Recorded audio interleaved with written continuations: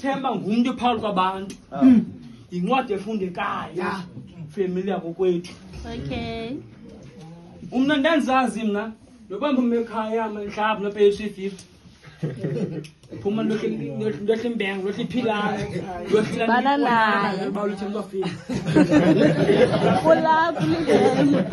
Athi ndodana yiza. Sibone ndo kabri. Ubonanga nga kodwa sibulele bomi kaLithemba. Net. Lithemba umuntu wenkonzo.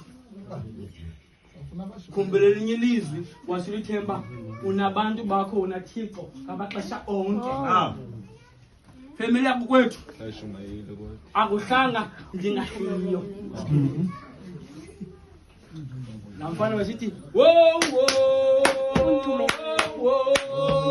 namasuma